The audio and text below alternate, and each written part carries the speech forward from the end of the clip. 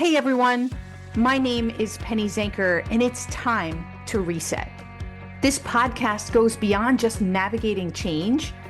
It's about new ways of thinking about how you can approach challenges, how you can shift your mindset when needed, create some space and grace for yourself so that you can rethink, recharge, and reprioritize when and where needed. Are you ready to unlock your full potential? Thank you for hitting play and sharing this next episode with me. It's time to reset. Hello and welcome to Take Back Time. My name is Penny Zanker and I'm your host. And on this show, always looking for people to support you in your efforts to work smarter. We've had enough of working harder. It's time to work smarter. And today's topic is we're going to talk about resilience for the individual, the leaders, and in the organization. And it couldn't be more timely and more important to us working smarter.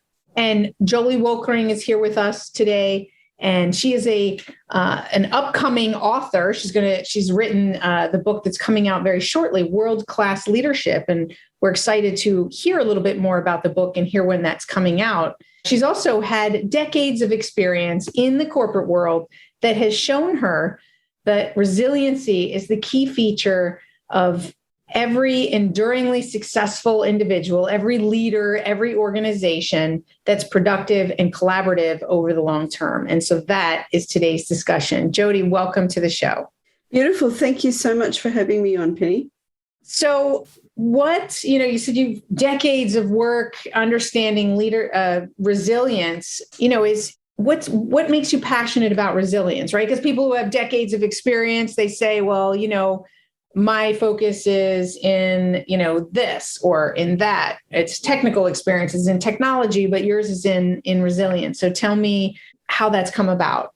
Okay, so I have spent most of my working life in the corporate world and in positions largely of authority and responsibility. Now, while I did those jobs and was very capable at doing those jobs, I spent most of my working life in a state of stress to the point like most people, just to say, there's a lot of people who can relate to that. So go ahead.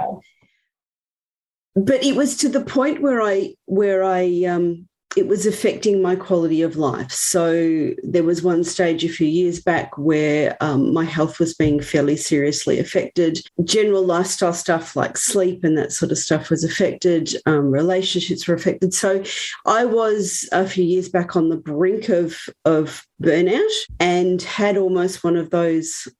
Sometimes at your hardest points is when you have the biggest light bulb moments. There has to be something better than this, and then started on a personal quest. And that started very much from I wouldn't say selfish, but from a personal focus. Originally looked for courses, education, formal and informal, around how do I get myself back to a reasonable state and be able to perform in these roles. And it started as a quest very much from my own personal challenges. Once I got on top of that myself, then it sort of almost automatically morphed into helping others. And then that almost automatically morphed into helping leaders and looking at business culture and how that makes a difference. Right. So what is your definition of resilience, right? Because I've been talking a lot about resilience with companies around the world over this past year. And I find it interesting to, I have my own specific definition of it, which is a little bit different from others. So I thought maybe you might as well.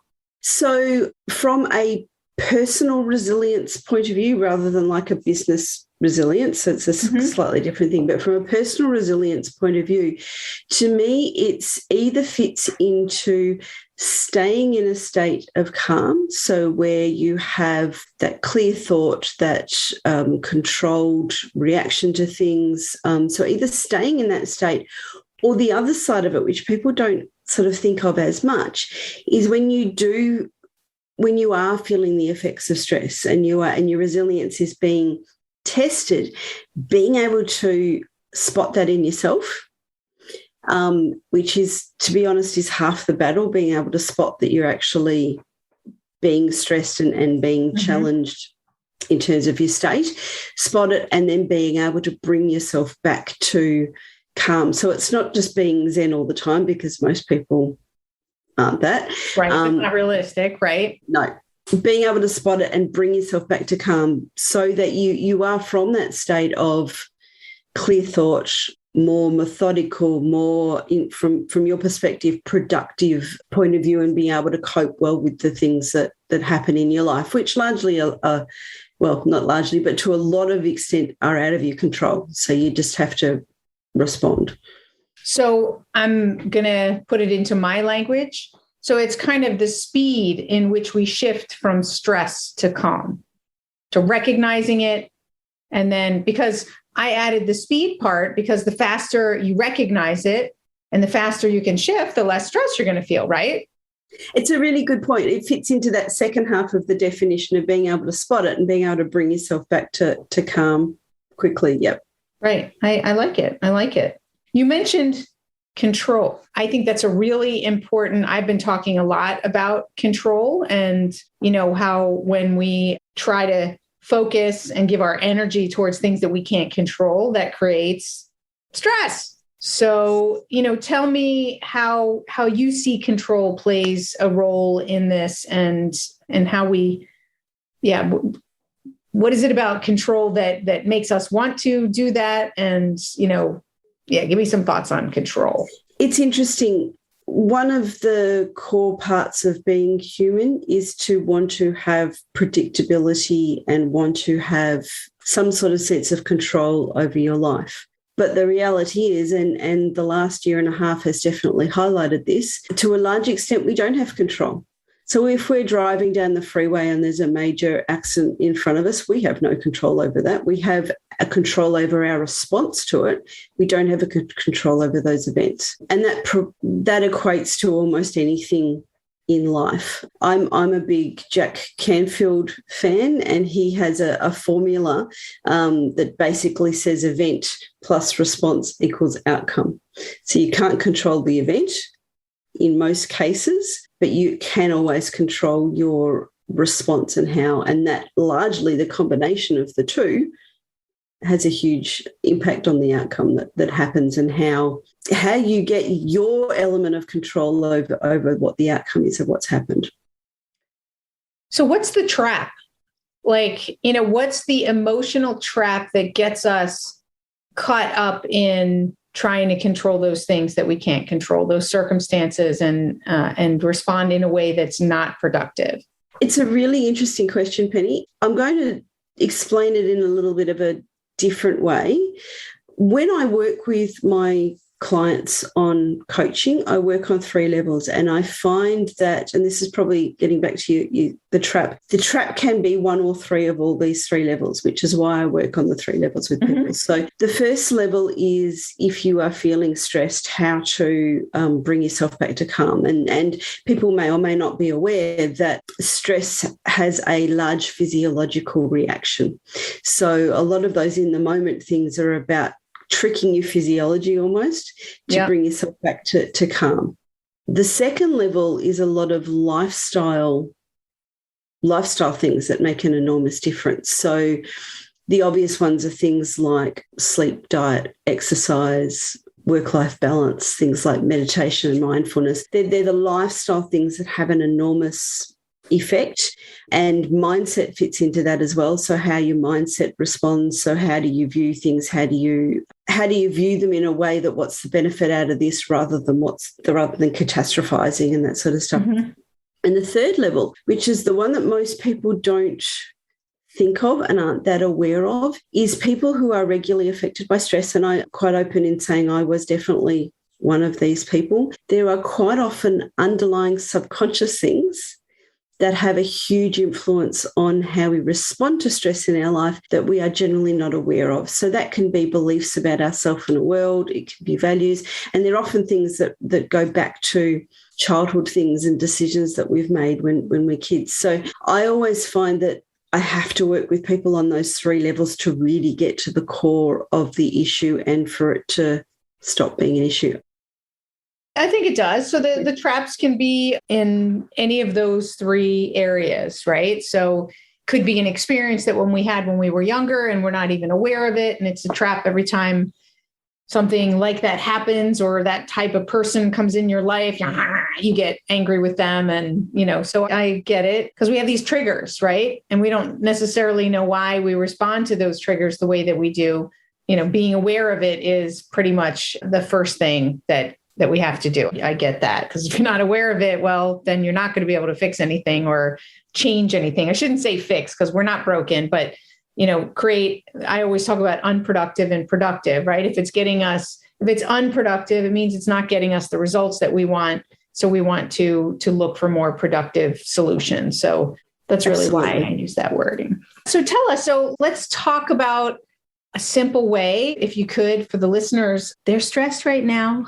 So what's a trick on level 1 that we could do that would be like a physiology hack that would support them? One thing that there's quite a range of these physiology hacks. One thing to remember is it's not a one size fits all. So I'll explain probably the one that works with more people than any others, but it's not going to work with everybody. So if I explain one and it doesn't work for you, then you flip to one of the others. So the most commonly known one is belly breathing. So that's basically where you sit upright, you breathe very, very slowly, and you breathe from the bottom of your lungs. So you can tell that you're doing that because your belly goes up in and out as you're breathing. The pattern that I find the most effective for this is a slow breath in of 4 and a slow breath out of 6. And that's partly tricking at that physiology. Any hold time? So some of them, like the military, use the box breathing, which is 4-4-4, right? So is there any hold time, or is it just... It's, as I said, it's a very personal thing, and some people the box breathing absolutely works. I just find that the in for 4, out for 6 works for more people than anything else. Okay. It often takes a little bit of practice. So people find at the end of the 6 out breath that they're really looking for that oxygen hit. So it takes a little bit of practice to get into it. But yeah, it goes to that physiology of longer out than in, tricks the physiology back to calm. And it's a slow count. So it's like 1, 2, 3. It's that sort of speed. And you want to do that sort of probably at least 4 cycles, more like sort of 6 to 8 cycles, so a couple of minutes worth. And just doing that alone for most people makes an enormous difference. So for the cerebral people who are listening, why does that make a difference? I mean, it seems too simple, right? You mean I'm going to be stressed out and I'm just going to breathe a couple times and that's going to relax me? You don't know the stress that I'm under. Again, it goes back to the physiology. So when we are stressed, to give you a little bit of origin of the physiological response to stress, from a evolutionary point of view, it makes an enormous amount of sense. So the origin of it is caveman times. You walk around a corner, there's a saber-toothed tiger there. So you are in a life or death situation. And that's basically your body goes into almost this automatic mode where you are giving yourself the best chance to survive. So fight, flight, freeze. Mm-hmm. Fight the tiger, probably not recommended, but fight, flight, run away, or freeze and hope that it passes by. The modern version of this that most people can relate to is being in a car accident or a potential car accident. So most people will find when they're in that situation, time slows down and they almost go into an automatic response mode. Now, and it's to give you, makes a lot of sense because it's to give you the best chance of surviving. So some of the things that happen physiologically when you're in that state is your thinking part of your brain either shuts down or becomes a lot less functioning. Your survival amygdala part of the brain switches on, so you go into that automatic survival mode. Things like blood flow goes away from your major organs, so basically the core of your body, and goes more to extremities. So again, give you the best chance of either fighting or running away or whatever's the appropriate kind of action depending on the situation. Things like your immune system doesn't work as well, digestion stops or slows down. There's a lot of like that biological core things. So by doing something like the slow belly breathing, it takes that automatic physiological reaction, and you are telling the body, I am not in this fight or flight, survival, life or death situation. It's okay to calm down. And nearly all of these go basically to that thing of taking you out of that automatic fight or flight situation back to a calmer state of being. And it's because it's nearly all of these work against that automatic physiological reaction. So right. To give you a bit of context, well, one of the other... Maybe just to jump in here too. So, one of the things it's affecting is your breath. Well, one of the things that we do when we're stressed is we breathe more shallowly, right? And our heart rate goes up. So it like you said, and I've heard it everywhere. We've studied some of the same things together, and it's pretty basic in the context of that. It's physiology first. When we want to make a change, it's, change the physiology first, and everything else will follow. Yeah, absolutely. So it's doing the opposite of what your body, that's probably a much more succinct way of saying it, doing the opposite of what your body automatically does in that life or death situation. I like to hear it like that, right? So it's controlling, when we talk about control, right? It's controlling your body's response. Absolutely. Yeah. So we do have control over some things, right? So we might as well focus on the things that we can control instead of exhausting ourselves in all the areas that we can't control. There's a lot of people today who, so they can put that into practice. They can do some deep breathing techniques. What else would you recommend for people to look out for, or, support them in this time where people are feeling burnt out, right? It's a sustained stress. It's not like a quick fight or flight situation. This is a sustained stress. And a lot of people are feeling like they're on the verge of burnout, like you were. Yes, you're absolutely correct. Unfortunately, because we've had a year and a half of a very stressful situation, you're spot on. There's a lot of people who are very fatigued and close to burnout. So I think probably the key thing to start with this is really focus on your own well-being. And it's personal as to what is the best thing for your own well-being, or the best combination of things. So the three core basics are sleep, diet, and exercise. The first three things that we say, I'll sleep when I'm dead. Let me just eat this Snickers or this fast food, right? All of those things. And we don't have time to work out. So there we go. Yeah. So how do they do that? Or do they have to attend another session of this podcast to find out how they find time to do those things? The thing is, if I go back to your topic of time management, to me, I generally find is if you are stressed and fatigued and on the verge of burnout, you're really not that productive when you work anyway. I'm generalizing here, but for a lot of people, if you're at that burnout state, you're not that productive. So it's almost as if when you say, I don't have time for that, is when you need to, more than the rest of the time, make the time for that and make it a priority. Now, I know that's easier said than done. I know that. But you don't want to get yourself to the state like I did, where you were either burnt out or on the verge of burnout, where you're in this almost like emotional overload, meltdown stage. You don't want to get to that. You want to catch it before and make these things a priority. So there are, if we go back to diet, you said grab the Snickers. There are healthy alternatives that don't take that much effort. So for example, protein bar versus Snickers, right? So definitely is to look at the choices that you're making and set yourself up for success in having the things that are better choices in your house and easily accessible, right?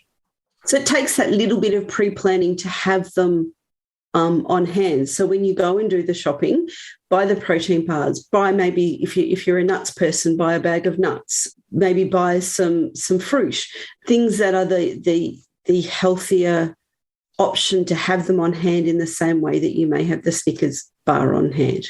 Yeah. And if you go to things like exercise, it doesn't have to be a big deal. Make it so that it's something that's, the two things we exercise is make it something that's enjoyable and making it something that's easy. So if you have a huge exercise routine where you have to set aside 3 hours to do it. Unless you're really dedicated, you're not going to do it. Whereas if you're somebody who's happy to get up 20 minutes earlier, throw on a pair of walking shoes and go out for a walk for 20 minutes before you start your day, fantastic. It doesn't have to be something extravagant and a huge amount of time and a huge amount of effort. You don't need to get equipment, that sort of stuff. I think that's the key thing with exercise. And I said also to do something you enjoy. So if you're somebody who likes hanging out with your friends on the weekend and playing basketball or whatever is your exercise of choice, do it. If you're somebody, for example, I'm somebody who hates jogging, don't like it, never have.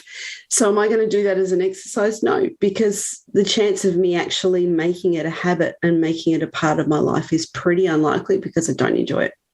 Right. So if it's fun, you're more likely to do it and continue doing it. And, for everybody who's listening, start small with little things, right? Little pockets to do. How long does it take you to do those breathing techniques, to do 4 cycles or 8 cycles? It takes 5 minutes. So while you're on your way to the bathroom, because you're going to do that every day, a couple of times a day, just make it purposeful that you're going to do your deep breathing as you do your walk, right? Incorporate it. There's a thing called habit stacking, right? That people can do, is incorporate it with existing habits that they have. After you brush your teeth, have a glass of water. Make sure that you're well hydrated.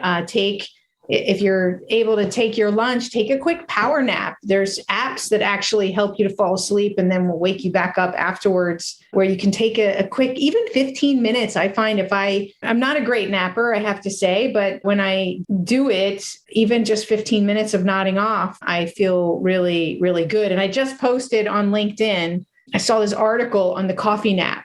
So you have a coffee, it takes 20 minutes for coffee to actually kick in, the caffeine. So you can take that nap, and when you wake up, you get the benefit of the nap and the coffee at the same time, right? So you could take a coffee nap. Apparently, Daniel Pink wrote about it as well, which I didn't know, but there you go. I hadn't heard of that one, so thank you.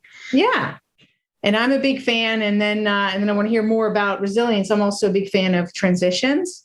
One of the things that we have unfortunately lost by working from home is we don't have that transition going to work, having a formal lunchtime where we have to go somewhere to eat lunch, or, we at least go somewhere to bring it back to our desk, or to then go home. And those transitions are really important. So we need to create those transitions, and hopefully even in between meetings and things like that we can find little transition space to take some extra breath, to take a walk, take the stairs somewhere. If you're between meetings, just walk upstairs and walk back downstairs, even if it's in the same house, right? So create the transitions for ourselves to give us that little energy breaks. Absolutely. You've made a really, really good point around that transition time. Because, things like going to meetings, is traveling to and from work, going to get your lunch, that sort of stuff, people didn't realise that often was a state refix and a focus refix and a reset process. So you're absolutely correct that has been an issue that for a lot of people in working from home, they haven't been aware of. Absolutely. So what else, before we close out the session and everything, what didn't I ask you? Let's talk about your book for a minute, and then we'll come back to what didn't I ask you. So tell us a little bit about the book and some of the key points in the book. Okay.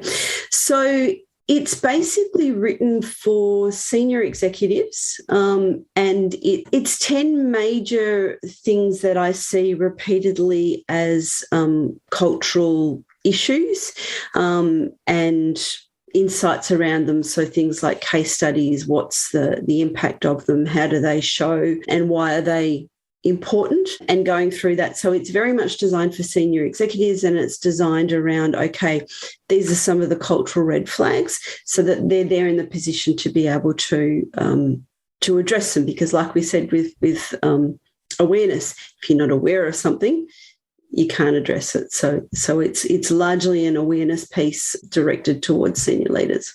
So about when you say cultural red flags, you're talking about where the organization is in jeopardy. It isn't resilient. Is it around resiliency? It's all resiliency focused, but it's around creating a culture where your staff are resilient. Okay. So for example, could you give us one of those tips and an example so that we can get a feel for it? So, for example, one of the chapters is around organisations not really having an accurate picture of the wellness state of their staff, which in a lot of cases they don't. And it's probably one of those things, the larger the organisation, the more likely they're not going to have that accurate picture of the wellness of their staff. So how does that show? What are sort of some of the things that they can do about it? How can they actually gauge what is the wellness state of their staff, that sort of stuff? So do you give them some tools that they can use or, is this through a survey that I could do a survey of my staff? Is it bringing people on to like an app that has them answer some questions and tracks them over time? Like, what kind of things? The book's not really solution focused because the solution very much depends on the business. So it's more of this is a general pattern. This is how it takes shape. So it's a starting the process kind of focus, if that makes sense. Okay. So you said it was about awareness. So it's really then just focusing on those things that you can notice in your organization. And then it's the next step as to what do you do about it. Got it. Awesome. Well, what else? Is there anything that I didn't ask you that you're burning to share and I just didn't ask you? I don't think so. Probably just if people want to chat to me, how they can reach out. I'm sure you do that probably at the end anyway. But yeah, there's nothing else that's really jumping out as a burning emergency, I think. Okay. Well, then how do people reach you? So probably the easiest way is look up my name on LinkedIn and then they can direct message me. If you're interested in the book, please reach out to me around the book. The other thing, email info@jodiwoelkerling.com. Yeah, and I'd be happy to hear from you and then we work out from there. So if people reach out to me, I generally arrange a no obligation chat. So no obligation, no cost chat where we really deep dive into where they're at. And then we work out from there is this something that I can help you with? So it's very much focusing on their issues, their concerns, their challenges, and then we work out from there whether we want to proceed or not and whether there's a real need benefit of working together. So it's the non-pressure version. I don't like pressuring people and getting them to say up front that they definitely want to go ahead. So right, of course. We've got to make sure that it's a good fit and all of that good stuff. All right, well, awesome. Well, thank you so much, Jodi, for being here. Appreciate you sharing the few tips that can really make a difference for people to be more resilient. So thank you. Beautiful. Thank you so much for having me on, Penny. And thank you all for being here. This is a hot topic, and we talked about a couple of things, right? All you need to do is take away at least one little nugget from each of these sessions that you can put into practice. And there were a number of things that we talked about that you can put into practice today. And the major thing is stop trying to control what is outside of your control. Stop it. And start focusing and controlling the things that you can control. So that's the major message around resilience and how to overcome it and master it and be in control. So the ultimate control is letting go. And you've heard me say that before. So anyway, thank you, everybody. My name is Penny Zanker, and I'll see you in the next episode. This is Take Back Time. Hey, thank you for spending this time with me. It really means a lot. If you're feeling a little off, distracted, overwhelmed, stuck, or just out of sync, remember that's your signal to reset. And that's all it takes, just recognizing one reset moment at a time. So stay tuned for more tips, tools, tricks, stories, strategies, all here on Time to Reset. We'll see you in the next episode.